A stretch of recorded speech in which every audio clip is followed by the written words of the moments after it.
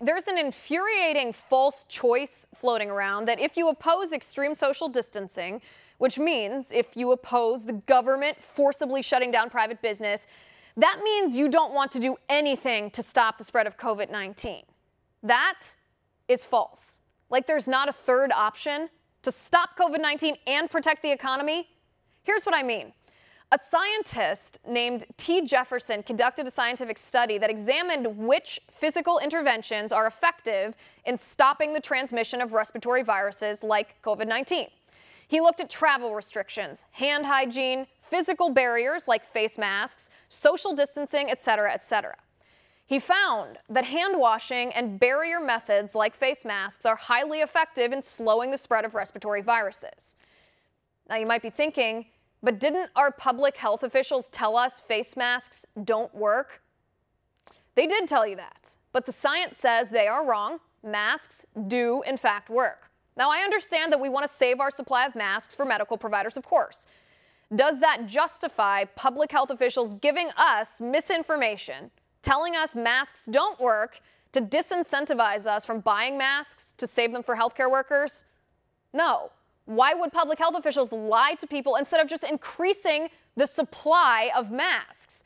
It's not like manufacturing face masks is particularly difficult. Most textile factories should easily be able to produce these. So why don't they? Why can't companies start mass producing face masks? Well, here's the problem. Because of bureaucratic red tape, government regulations, the FDA guidelines make it nearly impossible to enter the market and produce face masks.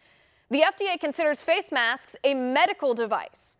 So that means a whole litany of tests and analysis, like risk analysis for flammability, impact resistance, tensile strength, if the mask irritates people's skin, and a compositional side-by-side analysis of your mask versus all other masks before the FDA will approve your mask.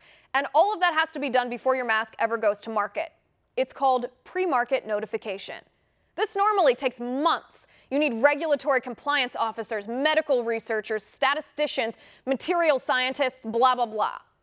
But there is a solution here.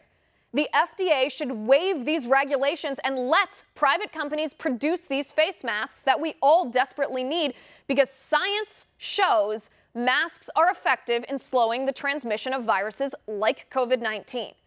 Tell your policymakers, tell the Trump administration, demand the FDA loosen these regulations. People think the market hasn't properly compensated for the increased demand of masks, and therefore perhaps government should take it over. No, government should get out of the way. The FDA should waive these regulations in the face of the shortage of masks so private companies can enter the market and fix the mask supply problem.